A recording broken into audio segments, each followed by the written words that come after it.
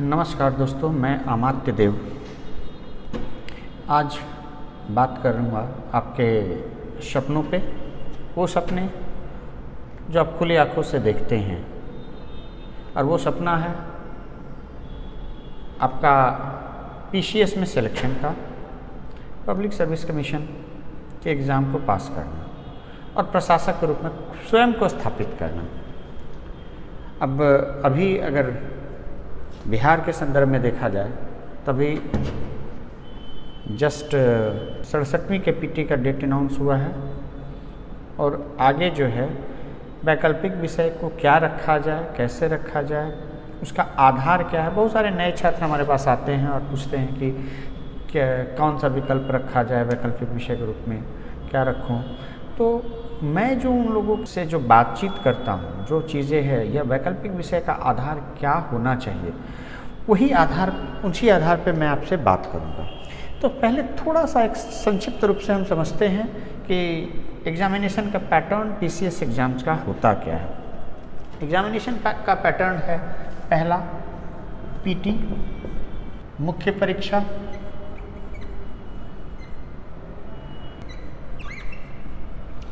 तीसरा साक्षात्कार। ये तीन आधार पे आपका चयन होता है। तीनों आधार पे अगर देखा जाए, एग्जामिनेशन की अगर प्रकृति देखी जाए, तो ये जो है ये वस्तुनिष्ठ होती है,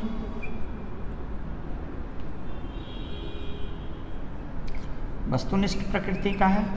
ये जो है विषयनिष्ठ प्रकृति की एग्ज़ाम है, और ये साक्षात्कार जो है ये आपके संपूर्ण व्यक्तित्व की जांच होता है।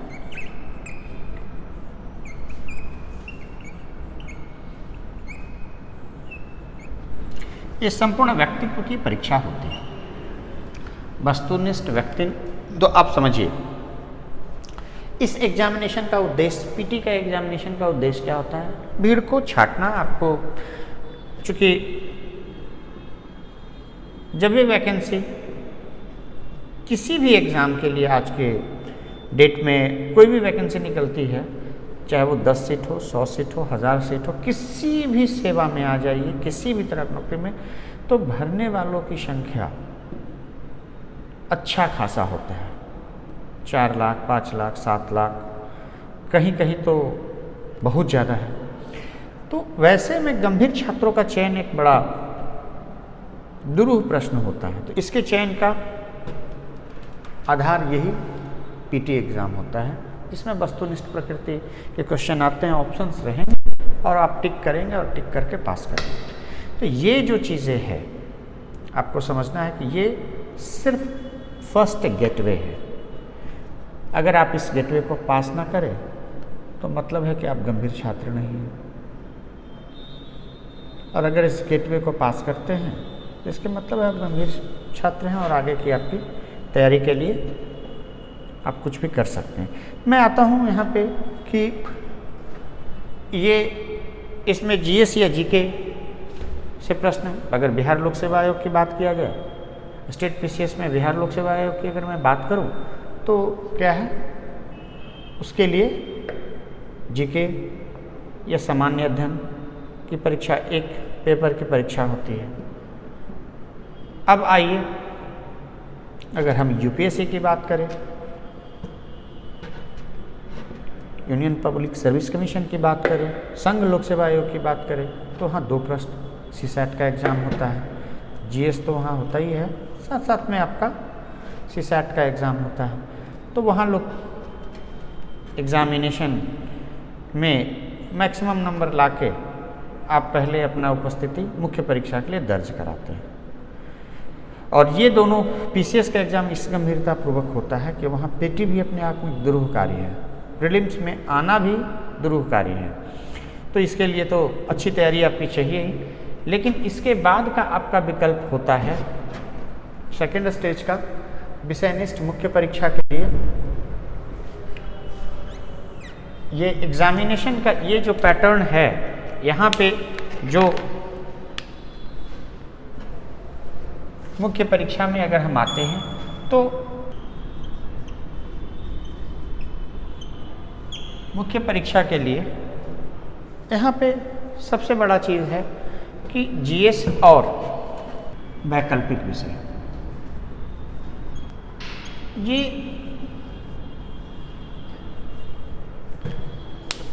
सब्जेक्टिव एग्ज़ाम आपको देना होता है। और जब सब्जेक्टिव एग्ज़ाम आप देते हैं तो जीएस का अगर बिहार लोक सेवा आयोग की बात किया जाए तो 2 पत्र होते हैं, अभी वर्तमान संदर्भ में 2 पत्र होते हैं, और वैकल्पिक विषय का 1 पत्र होता है। और संघ लोक सेवा आयोग की बात करें तो वहाँ पे वैकल्पिक विषय जो है का चयन जो होता है, वैकल्पिक विषय में 2 पत्र होते हैं, जीएस में 4 पत्र हो जाते हैं आपको। GS first, GS second, GS third, GS fourth, जो भी आप इसको नामकरण जो करें, लेकिन 4 पत्र आपको होते हैं। और ऑप्शनल पेपर की बात करें, वैकल्पिक विषय की बात करें तो वहाँ 2 पत्र वहाँ देने पड़ते हैं, प्रथम पत्र और द्वितीय पत्र। तो इस कंडीशंस में अगर आप आते हैं तो समझने वाली बात ये होती है कि ये वैकल्पिक विषय क्या चुना जाए, ये बड़ा प्रश्न होता है। जीएस सबों को समान रूप से पढ़ना होता है और वैकल्पिक विषय आप अपने आधार से स्वेच्छा से चुनते हैं। तो अगर चयन की बात करें, चूंकि आपके स्वप्न, आपका स्वप्न क्या है, प्रशासक के रूप में अच्छे रैंक से अच्छे क्रम पाकर आपको स्वयं को स्थापित करना है। जब स्वयं को अच्छे रैंक के साथ स्थापित करने की बातें हो रही है तो वहाँ पे हम क्या करेंगे कि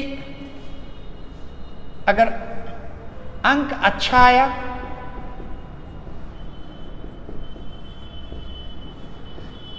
सिलेक्शन आपका श्योर टर्न हो सकता है। चूंकि जब एग्जाम हम दे रहे होते हैं तो ध्यान देने वाली बात यह होती है कि हम सिलेक्शन को मानकर मुख्य परीक्षा में बैठते हैं, ये नहीं मानते हैं कि भाई हमारा चयन ना हो। अगर इस एटीट्यूड में बैठेंगे तो कभी सक्सेस नहीं पाएंगे।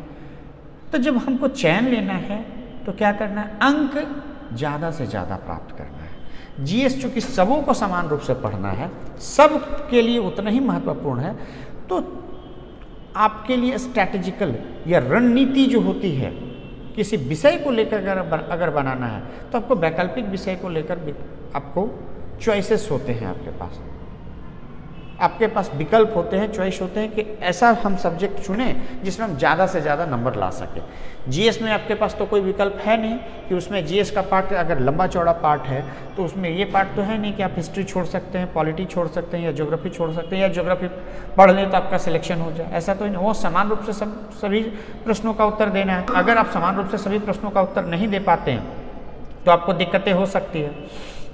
लेकिन वैकल्पिक विषय के लिए आपके पास क्या होता है, चॉइसेस होते हैं कि आपके पास लंबा चौड़ा जो पाठ्यक्रम का सब्जेक्ट है उसको आपको देखना पड़ता है और उसमें आपको चयन करना होता है कि वैसा विषय का चयन करें जो आपको सिलेक्शन के दरवाजे को पार करा दे और आप अच्छे क्रम के साथ आए, ताकि आप प्रशासक आपका वहाँ भी जो चॉइसेस है वो चॉइसेस को मिल जाए आपका। क्योंकि मुख्य परीक्षा के समय या इंटरव्यू के टाइम आपसे आपका विकल्प पूछा जाता है, उसमें भरना होता है। तो बट ऑब्वियस है कि मैक्सिमम लोग अपने फर्स्ट चॉइस प्रशासनिक सेवा ही देते हैं। तो जो प्रशासनिक सेवा के रूप में जो आपने फर्स्ट चॉइस दिया वो तभी आपको मिलेंगे जब आपको अंक ज़्यादा आएंगे। अब आता हूँ मैं कि भाई विकल्प कैसे चुनते हैं, विकल्प चुनने का आधार क्या होता है। मैं पहले जो आपका चलताऊ तरीका है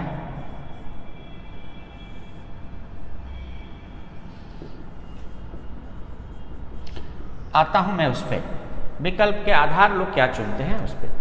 पहला आधार होता है कि कुछ लोग जो होते हैं, कुछ बच्चे हमारे पास आते हैं, कई बार आते हैं, मिलते हैं, उन्होंने कुछ लोग तो विकल्प डिसाइड करके आते हैं। तो मैं सारे जो मेरे पास जो अपने अनुभव के आधार पे, एक लंबे चौड़े अनुभव के आधार पे कुछ कैटेगराइजेशन मैंने किया है, उस कैटेगराइजेशन को आपको समझना होगा। ये सार्वकालिक सत्य तो नहीं हो सकता है, लेकिन एक समझ के लिए इसको समझा जा सकता है इससे कि पहला, कुछ छात्रों का कैटेगरी, कुछ स्टूडेंट का कैटेगरी क्या होता है, आंकड़ों का संग्राहक होते हैं। आंकड़ों के संग्राहक का मतलब हुआ कि वो क्या किए कि लास्ट 5-10 साल का चयन का वो आंकड़ा निकाल लेते हैं कि भाई चयन का आंकड़ा निकालते हैं, कौन कौन व्यक्ति सेलेक्ट हुआ है और किस सब्जेक्ट से कितने लोग सेलेक्ट हुए हैं, और उसका परमुटेशन कम्बिनेशन वो करते हैं, वो संग्राहक जो होते हैं, और देखते हैं कि हाईएस्ट मार्क्स किसको मिला है, कौन सा सब्जेक्ट में लाया है, ये है वो है, इस तरीके से। क्योंकि जब आप चयन करते हैं, अति उत्साही होते हैं, तो आप कहीं ना कहीं से अपने आप को टॉपर के इर्द गिर्द रखते हैं आप अपने आप को। तो होता क्या है कि आप आंकड़ा के हिसाब से आपने तय कर लिया कि देखो ये सब्जेक्ट जो है अभी हिट में जा रहा है, और जो सब्जेक्ट हिट में जा रहा है आप सोचते हैं कि चलो भाई जो पहला जो आंकड़ों के संग्राहक जो लोग हैं वो आंकड़ों का खेल खेलते हैं।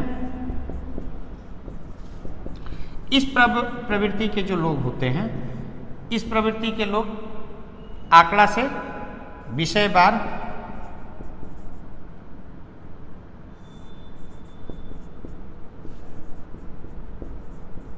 आंकड़ा निकालकर, विषयवार आंकड़ा निकालकर सिलेक्शन का हिसाब किताब लगा लेते हैं कि भाई हम जो है इसी सब्जेक्ट से ज़्यादा लोग चुने जा रहे हैं, इसमें ज़्यादा नंबर ला रहे हैं लोग, मुझे ये चुन लेना चाहिए। ठीक है, वैज्ञानिक पद्धति हो सकता है ये, कुछ लोगों के लिए सत्य भी हो सकता है, परंतु पूर्ण सत्य ये नहीं हो सकता है। अब क्या होता है, कुछ लोग क्या होते हैं, अब आंकड़ों के संग्राहक के बाद आपके पास कुछ लोग जो होते हैं वो टॉपर्स के जो हैं, टॉपर के साक्षात्कार पढ़ते हैं या सुनते हैं। अब मास मीडिया का ज़माना है भाई, सोशल मीडिया का ज़माना है। हम लोग के समय में तो ऐसे बहुत कम मुश्किल से प्रतियोगिता दर्पण में या कुछ खास मैगजीन्स में जो पास करते थे उनका इंटरव्यू छपता था या फोटो छप गया। नहीं तो अब तो क्या है कि जो नीचे के रैंक के लोग भी होते हैं उनका भी संघर्ष के गाथा यूट्यूब पर और कहाँ कहाँ भाई चलते रहता है। तो ठीक है, वो उनका सच है, वो अपने अनुभव को बता रहे हैं और आप भी सुन रहे हैं, बहुत अच्छी बात है, जानना चाहिए, उनके संघर्षों को जानना चाहिए, कहीं ना कहीं मोटिवेशन उनसे मिलता है आपको और वो देखना भी चाहिए। लेकिन कहाँ तक, कितने स्तर तक, कब तक, कहाँ तक आपको प्रभावित करना होता है अपने आप को, वो आप सोचते हैं। तो क्या हुआ, कुछ टॉपर्स का इंटरव्यू पढ़े सुने और उनका चकित कर देना वाला जो व्यक्तित्व होता है कि भाई मैंने तो ये पढ़ा, ऐसे पढ़ा, वैसे पढ़ा और मेरा सब्जेक्ट ये था और ये सब, चूँकि टॉपर्स हैं तो बट ऑब्वियस है कि उनका वैकल्पिक विषय में नंबर भी अच्छा खासा आया होगा, जीएस भी उनका अच्छा नंबर रहा होगा, इंटरव्यू भी अच्छा नंबर का रहा होगा। तो आप जब पढ़ते हैं तो वो इंटरव्यू पढ़ लिए, सुन लिए, तो आपको लगा कि नहीं, मैं भी अपने आप को टॉपर से आप तो कम समझते नहीं हैं, तो भाई समझ लेते हैं कि भाई चलो भाई मैं भी इसी के इर्द गिर्द हूँ, मेरा भी संघर्ष कहीं ना कहीं से मिल रहा है, तो हम जो है, मैं अगर ये सब्जेक्ट चुन लूँ तो मैं इतिहास रच सकता हूँ। और आप क्या करते हैं, टॉपर्स के इंटरव्यू को आधार बनाकर विकल्प को चुन लेते हैं। तीसरा, कुछ लोग ऐसे होते हैं उनका कॉन्सेप्ट क्लियर होता है, एकदम क्लियर कट कॉन्सेप्ट। मेरा जो है वैकल्पिक विषय क्या है, चूँकि मैंने बीए में ये पढ़ा, एमए में ये पढ़ा, ग्रेजुएशन में से इंटर से लेकर ग्रेजुएशन का उनका जो शैक्षणिक पृष्ठभूमि होती है, वो शैक्षणिक पृष्ठभूमि के आधार पे चुन लेते हैं। शैक्षणिक पृष्ठभूमि इंटर, बीए, एमए, या फिर इसको ऐसे समझ सकते हैं, इंटर से स्नातक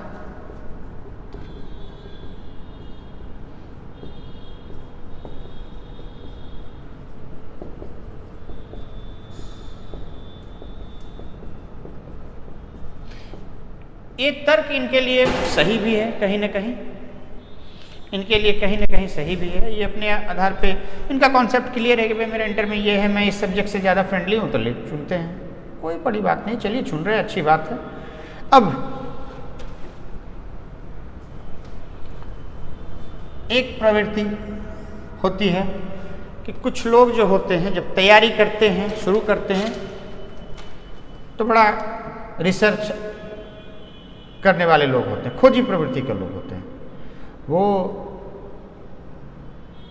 खुद स्वयं या उनके माता पिता, भाई बहन, बंधु जो भी हैं, उनके शुभचिंतक हैं, वो क्या करते हैं कि उनके लिए वैकल्पिक विषय के लिए माहौल मुहैया करने के लिए कई लोगों से बातचीत करेंगे। या तो वो स्वयं भी वहाँ से निकलते हैं, निकल कर चले जाते हैं, और जो तैयारी करने वाले उनके परिचित परिचित अगल बगल के लोग होते हैं, जान पहचान के जो लोग होते हैं, उनके पास जाते हैं कि भाई देखो, हम भी सोच रहे हैं बीपीएससी का तैयारी करें, हम भी सोच रहे हैं यूपीएससी की तैयारी करें, भाई विकल्प सब चीज़ तो मेरा ठीक है, वैकल्पिक विषय क्या रखा जाए। जीएस तो हम बस चुटकी बजाएंगे, कर लेंगे, ये कर लेंगे, वो कर लेंगे, यहाँ से पढ़ लेंगे, वहाँ से। वैकल्पिक विषय ही हमारे लिए जरूरी चीज़ है। अब जिस व्यक्ति के पास वो जाते हैं, कई बार तो होता है कि वो समझते हैं कि भाई जिस गड्ढा में मैं गिरा हूँ तुमको भी गिरा दूँ, तो कहते अरे मैं तो चुना हूँ, तुमको हम बता देंगे, चलो आ जाओ इसमें ले लो, फलना सर के यहाँ अभी चल रहा है 50% का डिस्काउंट, या हम बोल देंगे तो तुम्हारा पैसा कम हो जाएगा।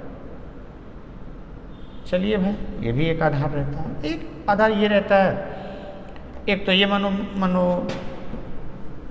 प्रवृत्ति होती है, दूसरी प्रवृत्ति ये होती है कि आगे वाला व्यक्ति अगर अपने सब्जेक्ट में बहुत कुछ झेल लिया है तो कहेगा देख भाई, मेरा सब्जेक्ट तो फलां है, लेकिन बड़ा मुश्किल है इसमें इसको तैयार करना, ऐसे है वैसे है, यहाँ नोट्स नहीं मिलता है, टीचर नहीं है, तो फलां नहीं है, ये नहीं है, वो नहीं है, मटेरियल में, या फिर सब चीज़ सही है तो भाई मार्क्स नहीं आता है। तो तुम ऐसा काम करो कि ये छोड़ के ये वाला विषय ले लो, इसमें सुनते हैं अच्छा मार्क्स आता है। तो अपनी उनका जो बुरा अनुभव होता है, उस बुरे अनुभव के आधार पे आपको विषय का चयन वो करवा देते हैं। आप भी सुनते हैं कि चलिए भाई भैया सही है बोल रहे हैं, भैया ने अगर बोला है तो गलत नहीं बोला है, आप चुन लेते हैं सब्जेक्ट, ठीक है। अब बात आती है कि जान पहचान के लोग वाली बात आ गई।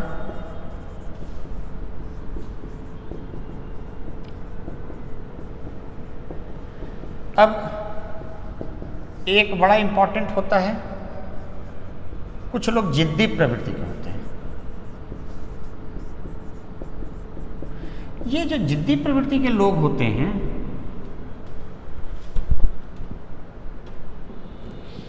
इनके पास क्या होता है, पूर्वाग्रह से ग्रसित। ये लोग क्या सोचते हैं, इस तरह के लोग कहते हैं कि भाई ऐसा है कि मेरा जो है ना सब्जेक्ट जो है, अरे यूपीएससी कंपीट किया तो क्या कंपीट किया, मैं तो फ्लाट कोई अगर किसी टफ सब्जेक्ट है, मैं तो ये फ्लां सब्जेक्ट से ही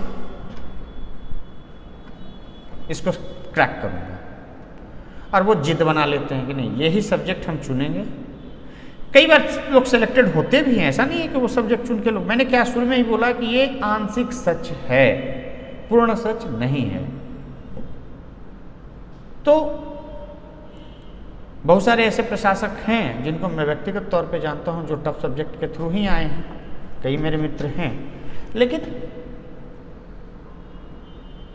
उनकी सर्कमस्टांस अलग रहा, और कहीं ना कहीं वो जो सोच होती है ना, वो उनको प्रशासन में एक बेहतर प्रशासक के रूप में स्थापित करने में बड़ा मुश्किल बनाता भी है, वो जिद वाला जो नेचर है उनका, और दिक्कत उनको होती है। खैर मैं उस पर डिटेल से नहीं जाऊंगा, मैं ये कह रहा हूँ कि इस प्रवृत्ति के लोग होते हैं ज्ञानी और जिद्दी लोग, और ये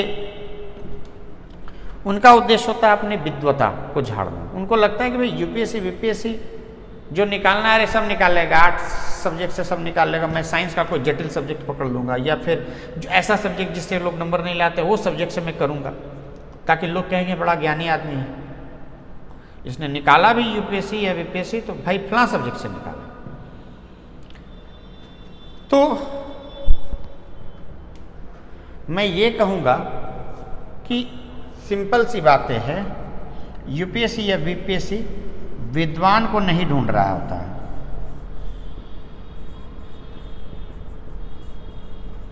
उसको क्या चाहिए? अच्छा प्रशासक चाहिए। ये अलग बात है कि आप अंक अच्छा ले आए, उस खास सब्जेक्ट में आपका नंबर आ गया, चयन भी पा लेंगे, लेकिन प्रैक्टिकल अप्रोच में जब काम करना होता है तो मुझे तो लगता है कि थोड़ी मुश्किल होती है उस प्रवृत्ति के लोगों का, जो मैं व्यक्तिगत रूप से देख रहा हूँ चीज़ों को, जिन्हें मैं जानता हूँ या फिर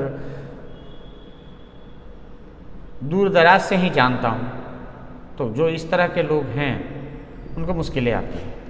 मैंने पहले ही बोला कि भाई आयोग एक प्रशासक ढूंढ रहा होता है, आप में विद्वान ढूंढना है भाई, तो कहेगा जाइए लेक्चरर बनिए, जाइए पढ़ाइए।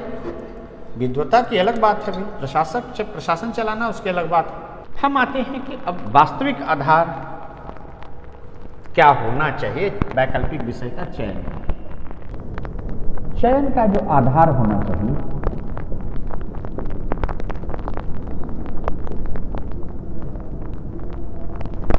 पहला होना चाहिए ग्राह्यता, दूसरा बोधगम्यता,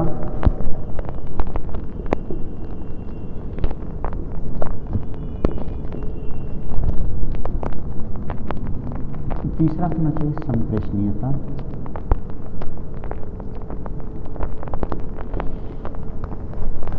चौथा होना चाहिए व्यक्तित्व में विकास में सहयोगी,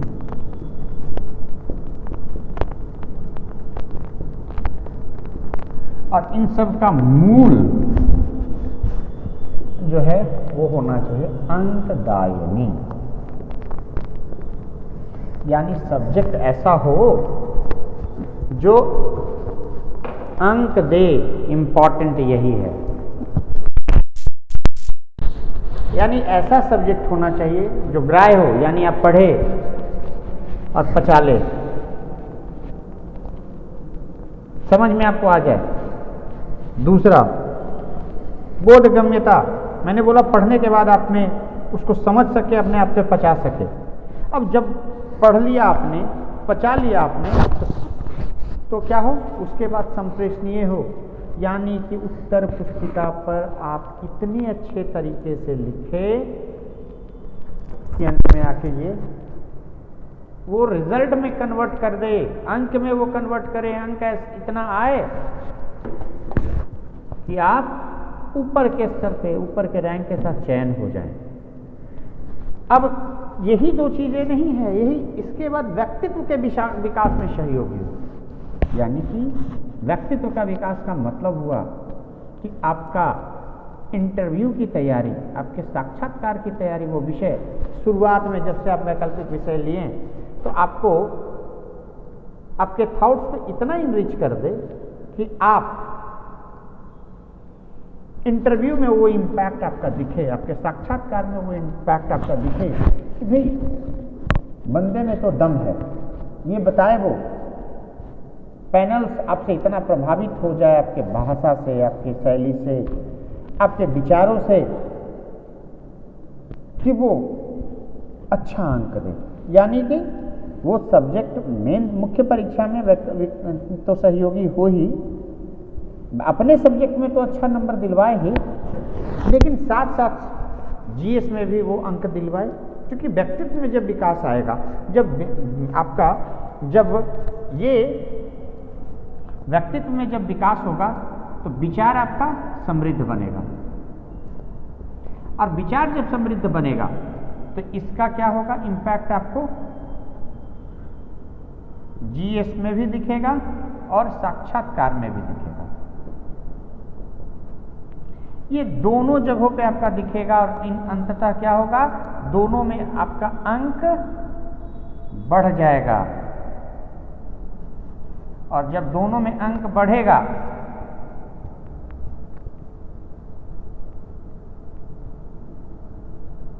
जब दोनों में अंक बढ़ेगा तब क्या होगा, आपका चयन होगा और क्रम भी आपका अच्छा रहेगा।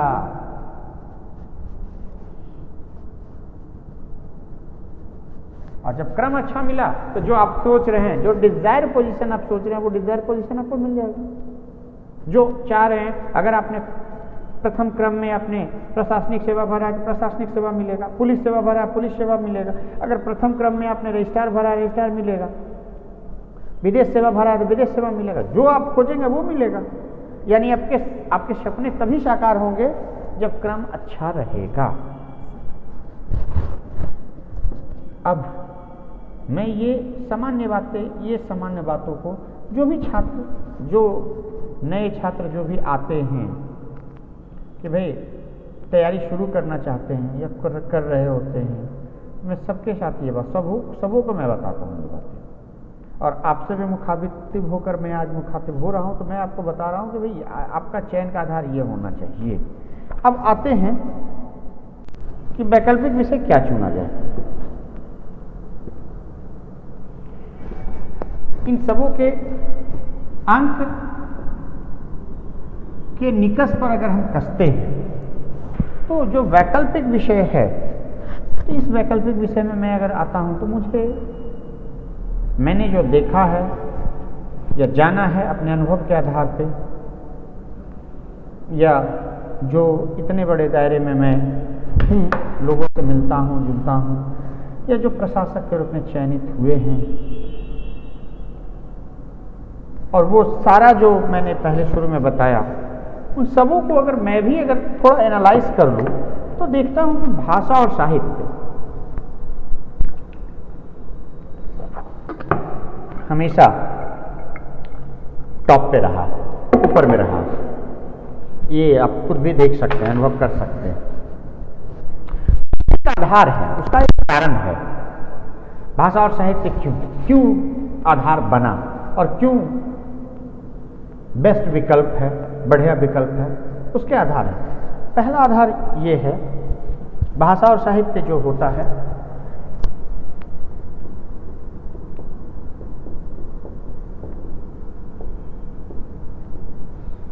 भाषा और साहित्य में संविधान की अगर बात करें तो 22 भाषाओं का यहाँ पे विकल्प है संविधान के हिसाब से। अब आते हैं कि 22 भाषाओं का विकल्प है आपके पास। आप उड़िया, संस्कृत, मैथिली, हिंदी,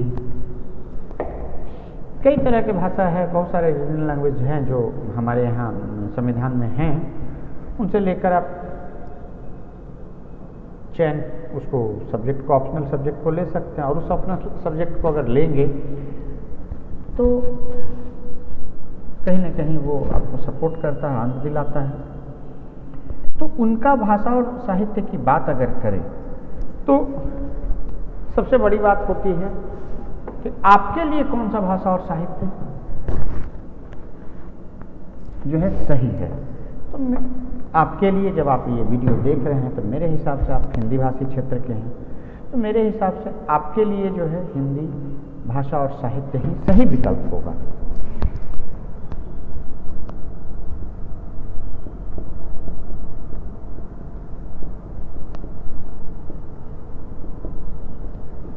अब ये सबसे बड़ा चीज़ है, सबको लग रहा होगा कि हिंदी भाषा और साहित्य, चूँकि सर पढ़ा रहे होंगे या पढ़ाते होंगे तो वो अपना सब्जेक्ट का जो है प्रचार प्रसार कर रहे हैं या फिर उस सब्जेक्ट को प्रमोट कर रहे हैं, यानी अपने आप को प्रमोट कर रहे हैं। बिल्कुल आपका जो संदेह है वो सही है, मैं अभी सही मान के चलता हूँ। बचपन से जब आप हिंदी भाषी क्षेत्र के हैं, आपका माहौल हिंदी है, ये हिंदी के लिए भी उतना ही सत्य है। तो मेरा मानना है कि ग्राह्यता हमारी बात अगर करें हिंदी और भाषी, हम लोग हिंदी भाषी क्षेत्र के हैं और हमारे बचपन से लेकर पैदा होने से लेकर मृत्यु तक का हमारा माहौल वही हिंदी भाषी क्षेत्र का होता है। तो कई ऐसे जो कंटेंट हैं जब हम पढ़ते हैं तो बड़े आसानी से उसके अर्थ और मतलब और हम चूँकि एक बहुत इम्पोर्टेंट चीज़ है कि जो साहित्य रचे गए हैं वो हिंदी भाषी क्षेत्र के ही साहित्य हैं। तो उस साहित्य में, साहित्य चूँकि समाज का दर्पण होता है, तो उस साहित्य में जो सामाजिक, आर्थिक, राजनैतिक, मनोवैज्ञानिक परिवेश होता है वो सारा, उस कहानी का सारा परिवेश हम आसानी से समझ लेते हैं। हाँ, साउथ इंडिया की बात करें, तमिल का परिवेश कुछ अलग हो सकता है। अगर यहाँ हम रोटी खाते हैं तो हो सकता है वहाँ के साहित्य में चावल और इडली सांभर की चर्चा हो, लेकिन अगर हम यहाँ की बात करें, वहाँ नारियल बेचने जाएंगे, यहाँ गेहूं और चावल बेचने ही महाजन के पास जाएं। हो सकता है बड़े सिनेरियो में अर्थव्यवस्था को लेकर या जो व्यवहारगत जो चीज़ें हैं जैसे ऋणग्रस्तता, वो जो व्यवहार में जो चीज़ें हैं वो अलग हो, लेकिन समाज में बहुत सारी चीज़ें होती है। तमिल समाज और हमारा उत्तर भारत का समाज में अंतर है। तो हम जब साहित्य को पढ़ रहे होते हैं, हिंदी के साहित्य को पढ़ रहे हैं, तो हमारे आसपास का साहित्य वो होता है तो आसानी से ग्राह्य होता है। और जब ग्राह्य होगा तो वो क्या होगा, बोधगम्य भी हो जाएगा, और बोधगम्य होगा तो संप्रेषणीय कैसे होगा,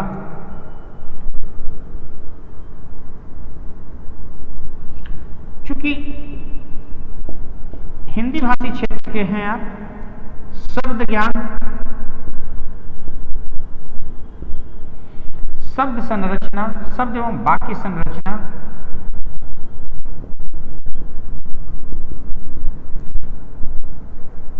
स्वाभाविक रूप से हमारे पास जो है हमारे इर्द गिर्द चलता है। कोई शब्द बचपन से हम लोग को सिखाया गया, शब्द का रचना करना सिखाया गया, वाक्य का रचना करना सिखाया गया।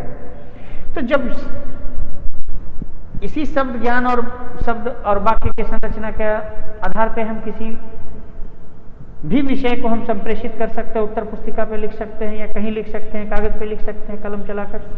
तो ये बोधगम्यता है, ग्राह्य है, बोधगम्य है। और हमारे पास शब्द ज्ञान है, वाक्य संरचना अगर हमको समझ में आ रहा है तो संप्रेषणीय तो आसान से रहेगा, आसानी से रहेगा। उत्तर को उत्तर पुस्तिका पे जब हम लिखेंगे तो ये इस भाषाई माहौल, हिंदी भाषाई माहौल के कारण हमारे पास अच्छा से ये समझ में आ जाएगा। ये भाषाई माहौल जो होता है के कारण ये, और इसके कारण ये संप्रेषणीय हो जाएगा।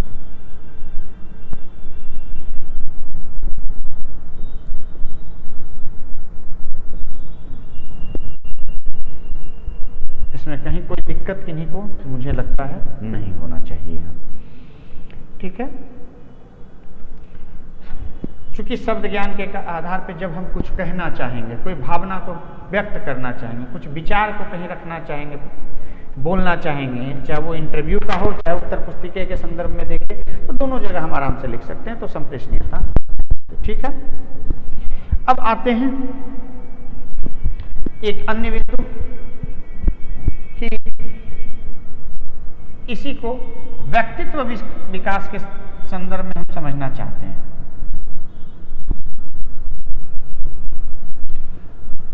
जब संप्रेषणीय है, बोधगम्य है, ग्राह्य है, तब ये क्या होता है, मैंने पहले भी बोला, विचार का निर्माण करेगा ये।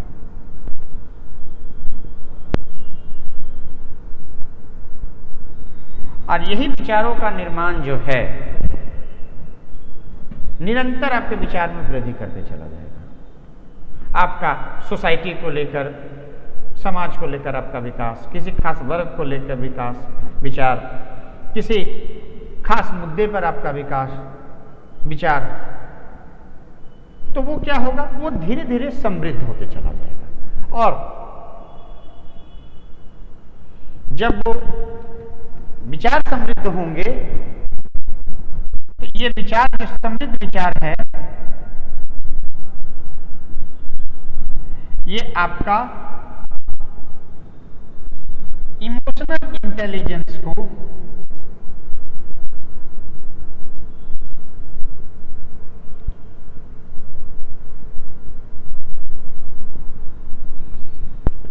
इंटेलिजेंस को बढ़ा देता है। और जब इमोशनल इंटेलिजेंस को आपको बढ़ा दिया तो आपका विकास के डिसीजन में सारी तरीके से बदलाव आने लगता है। और यही इमोशनल इंटेलिजेंस आपके दृष्टिकोण आपका बड़ा व्यापक होते गया।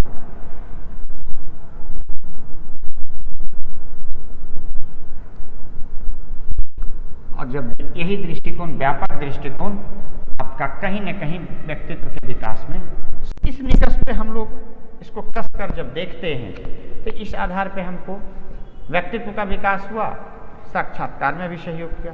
तो मुझे बताइए कि ये किस स्तर पे आपको लग रहा है कि आपके लिए, चूंकि आप हिंदी भाषी क्षेत्र के हैं, तो कहाँ से हिंदी भाषा और साहित्य आपको लग रहा है कि आपको चयन में सहयोगी नहीं बनाएगा। अब दूसरे एंगल को भी हम थोड़ा इसमें देखने की कोशिश करते हैं। हिंदी भाषा का क्षेत्र जो है बड़ा है। आप उत्तर भारत में जम्मू कश्मीर से लेकर नीचे कन्याकुमारी तक, राजस्थान, पश्चिमी भारत से लेकर अब बंगाल, उड़ीसा, जो भी अंतिम जिला राज्य है, सभी जगहों पे हिंदी जो है पढ़ा जाता है, समझा जाता है। और आंशिक रूप से सबसे बड़ी चीज है, बोला जाए या ना जाए लेकिन समझा सभी जगहों पे जाता है। तो अगर आप यूं अनुमान करें कि आपका चयन एक IAS के रूप में हो गया, हालांकि जब आप लवासना में जाएंगे तो वहाँ पे अलग भाषा का प्रशिक्षण भी होता है, जिसमें कई बार होता है क्या है कि आपको ऐसे लैंग्वेजेस के साथ रहने के लिए कंफर्टेबल ट्रेनिंग में दिया जाता है कि आप अगर नॉर्थ इंडिया से हैं, अपने तमिल नहीं जानते हैं, तेलुगु नहीं जानते, तो तेलुगु भाषी क्या पार्टनर होगा, तेलुगु भाषी को बना दिया जाएगा, ताकि आप उसके साथ कुछ महीनों, शुरुआती दौर में आपको दिक्कत होगा उससे भाव संप्रेषण करने में, लेकिन कुछ दिन में आप समझने लगेंगे और उसके बाद आप उसके साथ जाते हैं। तो ये दिया जाता है प्रशिक्षण, ठीक है ना, ये बड़ी बात नहीं है, ये वहाँ पे मिलता है। लेकिन मैं एक अदर साइड इसका बताता हूँ कि फिर भी अगर आप हिंदी पढ़ रहे हैं तो ऐसा नहीं है कि तमिल और तेलुगु जो है वहाँ समझा नहीं जाता है, समझा जाता है। तमिल और तेलुगु के क्षेत्र में भी हिंदी को समझा जाता है। अब इसमें किसका क्या योगदान है वो अलग मामला है। आप नॉर्थ ईस्ट में चले जाइए, नॉर्थ ईस्ट में भी हिंदी भाषा आपको समझा जाता है। पूर्व पश्चिमी भारत की तो बात ही अलग है, वहाँ तो भाषा ही वही है। तो इसका क्षेत्र काफी बड़ा है, क्षेत्र बड़ा, समाज बड़ा। और मैंने बताया कि साहित्य समाज का दर्पण होता है। तो ये लैंग्वेज याद रखिएगा, ये साहित्य समाज का दर्पण होता है, हमेशा ये आपको साहित्य में प्रयोग होगा। तो साहित्य समाज का दर्पण होता है, तो ये इसका समाज बड़ा है तो हिंदी भाषा और साहित्य का भी समाज बड़ा होगा। हिंदी भाषा और साहित्य बड़े समाज का पता देगा। हिंदी भाषा और साहित्य बड़े समाज का पता देगा।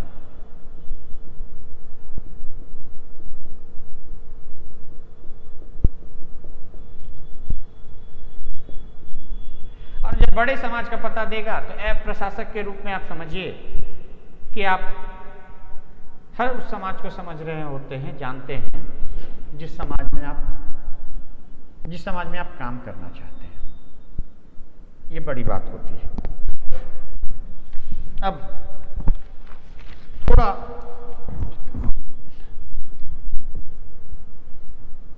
इसके पाठ्यक्रम को भी समझने की कोशिश करते हैं।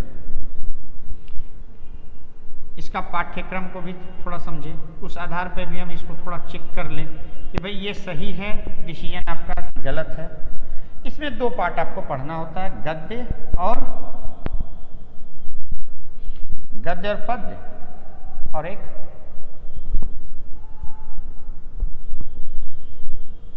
भाषा साहित्य का इतिहास।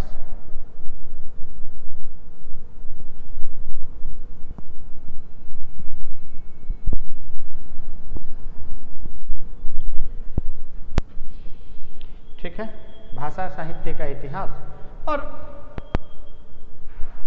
गद्य और पद्य आपको पढ़ना होता है।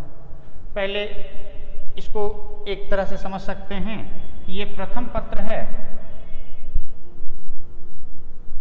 और अब तो बीपीएससी में एक ही पेपर हो गया है, इसलिए लेकिन पाठ क और ख है, लेकिन अगर यूपीएससी के संदर्भ में समझना चाहे तो ये प्रथम पत्र हो जाता है और ये द्वितीय पत्र, गद्य पद्य वाला पाठ। गद्य और पद्य में क्या है कि भाषा और साहित्य के इतिहास में आप उसके व्युत्पत्ति को जानते हैं कि साहित्य का विकास कैसे हुआ और भाषा का विकास कैसे, दोनों अलग अलग। भाषा का विकास कैसे हुआ, कुछ शब्दों की व्युत्पत्ति है, शब्द विज्ञान है, कहाँ से कौन शब्द आया ये जानते हैं। बात करें साहित्य के इतिहास में तो साहित्य की अन्य विधाएँ हैं, कई विधाएँ हैं, उसका कैसे विकास हुआ है वो इम्पोर्टेंट हो जाता है। कि कहानी का विकास कैसे हुआ, उपन्यास का विकास कैसे हुआ, कई काल हैं, आदिकाल, भक्तिकाल, रीतिकाल। साहित्य का डेवलपमेंट देखते हैं और भाषा का डेवलपमेंट यहाँ पढ़ते हैं। अब उसके बाद आते हैं गद्य और पद्य में। तो यहाँ गद्य में कुछ नाटक है, नाटक पढ़ते हैं, और उपन्यास है।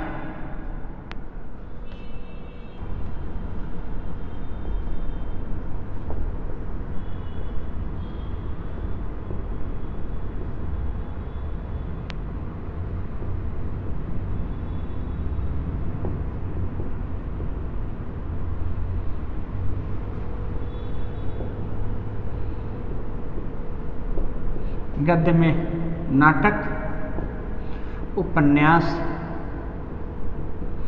और कहानी।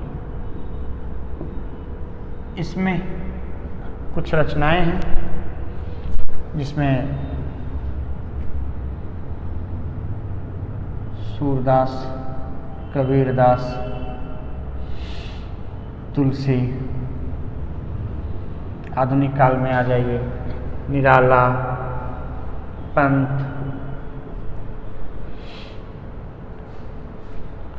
इनकी रचनाएं आपको पढ़नी है। अब जब मोटा मोटी जब हम इसको देखते हैं तो ये नाटक, उपन्यास या कहानी हो तो ये या भाषा और साहित्य का इतिहास पढ़ते हैं, तो अगर दोनों पाठ को मिलाते हैं तो ये आपको एक बेहतर समझ तो देता ही है समाज का, ठीक है। साथ साथ में ये सिलेबस जो है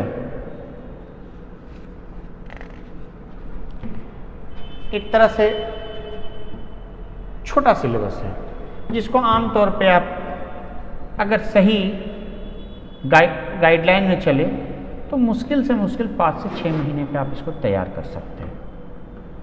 अब चूंकि बहुत सारी चीज़ें आसान होती है, प्रेमचंद को आप पहले से जान रहे होते हैं, कई अगर साहित्य में अभिरुचि रखने वाले कोई छात्र हैं तो शेखर जीवनी, मनु भंडारी वगैरह को भी पढ़े हुए होते हैं, तो एक 5-6 महीने में आसानी से आप इसको ख़त्म कर सकते हैं। और ये मैं दावे के साथ कह रहा हूँ कि 5 से 6 महीने में आप इसको तैयार कर सकते हैं। अगर बेहतर गाइडलाइन मिल गया, बेहतर मटेरियल मिल गया, सही लोगों के मार्गदर्शन में आप रहें तो आराम से 5-6 महीना काफ़ी होता है। 5-6 महीने का आप समय देकर, अच्छा समय देकर इसको आप तैयार कर सकते हैं। और फर्स्ट पेपर में जो मैंने बताया, जो कि खंड क का प्रश्न हो चुका है बिहार लोक सेवा आयोग में, इसमें भी भाषा का इतिहास और साहित्य का इतिहास का जो स्ट्रक्चर है, वो स्ट्रक्चर इस तरीके का प्रश्नों का स्ट्रक्चर होता है, या जो पढ़ना है आपको थोड़ा दुरूह है, थोड़ा जटिल बनता है, लेकिन आसानी से इसको आप मोटा मोटी 1.5 से 2 महीने में इसको आप तैयार कर सकते हैं, या 3 महीने मान के चले कि 3 महीने में इसको और 3 महीने में इसको आप आराम से आसानी से तैयार कर सकते हैं। तो अगर समय के हिसाब से भी सोचें तो समय आपको बचता है। दूसरी बात क्या है कि ये दोनों सब्जेक्ट जो है आपको, ये दोनों पार्ट जो होता है आपका विचारों को समृद्ध करने में मदद करता है।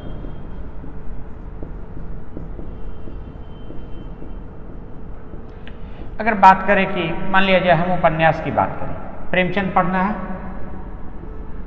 मान लिया जाए हम बीपीएससी के संदर्भ में शेखर एक जीवनी की बात करें, अज्ञेय की बात करें,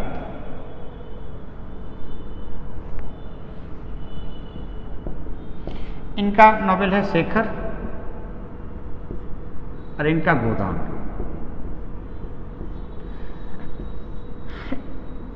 एक अज्ञेय के इस रचना में एक मनोवैज्ञानिक विकास की बातें आती है, और आप एक मनोवैज्ञानिक विकास को आप समझ सकते हैं, मानव मन के प्रत्येक परत को खोल सकते हैं, समझ सकते हैं।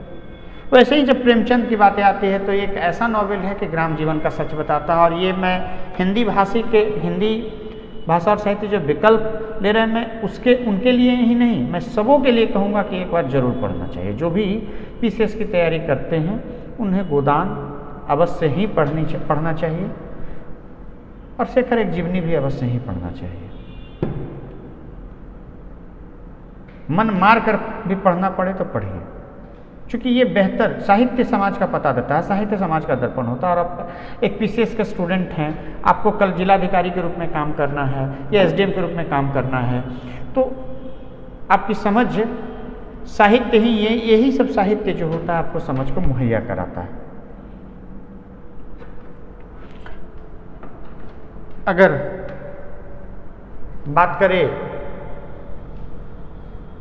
मनु भंडारी का, ये यूपीएससी में इनका महाभोज पढ़ना है, तो महाभोज भी जब पढ़ेंगे आप तो आपको लगेगा कि आज का आर्थिक सामाजिक राजनीतिक घटनाक्रम है, ये जो आज आप यहाँ देखते हैं आसपास में, जो सामाजिक सरोकार महसूस करते हैं, जो राजनीतिक सरोकार महसूस करते हैं, वो महाभोज में ऑलरेडी आपका दिया हुआ है।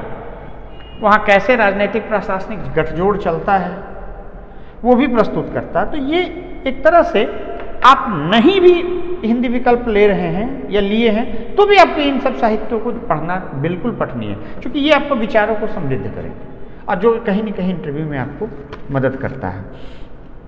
तो यही दोनों सब्जेक्ट ऐसा होता है कि भाई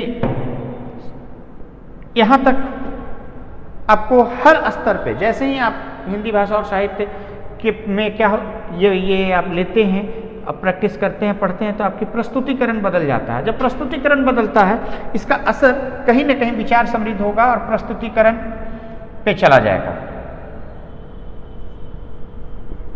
ये प्रस्तुतिकरण कहाँ पे? मुख्य परीक्षा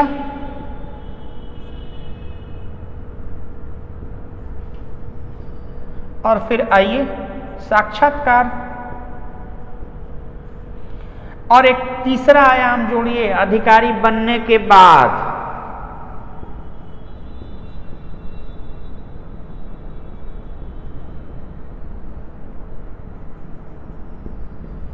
अब अधिकारी बन गए तो भी हिंदी भाषा और साहित्य आपको मदद करता है। कैसे मदद करता है? ये दोनों में तो मुख्य प्रस्तुतिकरण बढ़ा तो मुख्य परीक्षा में आपका नंबर हर सब्जेक्ट में बढ़ ही जाएगा, 1-1, 2-2 नंबर, 4 नंबर आपको बढ़ा ही देगा हर सब्जेक्ट में, ये हर पार्ट में। क्योंकि आपका हैंड राइटिंग सुधरेगा, आपका विचार समृद्ध होगा, तो आप अच्छे से उसको लिखिएगा। तो अगर एक-एक क्वेश्चंस में, एक-एक प्रश्न में आपका इसने 1 मार्क कहीं इजाफा कर दिया तो जोड़ लीजिए कि आपका रैंक कहाँ से कहाँ चला जाएगा। एक अगर मान लिया जाए, अभी मैं बात करूं जीएस की बात करूं, वैकल्पिक विषय में तो बढ़ेगा ही, अगर जीएस की बात करूं, अगर आप ले देकर एक पेपर में अगर आप मान लिया जाए 8 क्वेश्चंस लिख रहे हैं, लिख रहे हैं 8 क्वेश्चन, तो एक एक नंबर बढ़ा तो 8 नंबर, 10 से 12 क्वेश्चन मोटा मोटी आप रखिए, मान के चलिए कि लिखते हैं आप, मान लिया जाए 2 या 3 क्वेश्चन हिस्ट्री से एक पेपर हम अगर कैलकुलेट करें तो मैं मान के चलता हूं अगर हर क्वेश्चन में एक ही नंबर का, भी ओवरऑल आप स्वयं जोड़ लीजिए कि जीएस के पार्ट में आप जितना क्वेश्चन लिखेंगे, जितना प्रश्न रहेगा उतना नंबर का इजाफा हो जाएगा। एक नंबर ही अगर आपको बढ़ाया वो एक क्वेश्चन में, तो जीएस में मदद किया वो। फिर वो प्रस्तुतिकरण आपका जो बेहतर होता है तो साक्षात्कार में मदद कर दिया, वहां आपका नंबर में इजाफा करवाया वो। फिर आते हैं कि अधिकारी बन गए, तो अधिकारी के बाद आपका मुख्य काम क्या होता है? संचिकाएं आपके पास आती हैं और संचिकाओं पे आप संचिकाओं को पढ़ते हैं, टिप्पणियां लिखते हैं, अपना विचार प्रस्तुत करते हैं, तभी कोई काम होता है वो। अगर आपका विचार समृद्ध नहीं है तो वहाँ बस सिग्नेचर करते हैं, और वैसे ही अधिकारी को बड़ा बाबू बाद में फंसाते भी हैं। संचिका पे वो अपना कमेंट लिखते हैं, सर लिख दिया जाए, साइन कर दिया जाए, और वो आप देखे नहीं समझे नहीं, मालूम पड़ा कि बड़े लफड़े में फंस जाते हैं। तो जब आप कलम के अधिकारी हैं, हथियार आपका कलम है, हथियार आपका विचार है, जब विचार हथियार है तो विचार कलम के द्वारा आपके संचिका पे आता है, और एक रिपोर्ट आपका, एक कमेंट कई लोगों का भाग्य का निर्धारण करता है। तो आप जितने समृद्ध होते हैं आपके संचिका पे उतना ही अच्छा बेहतर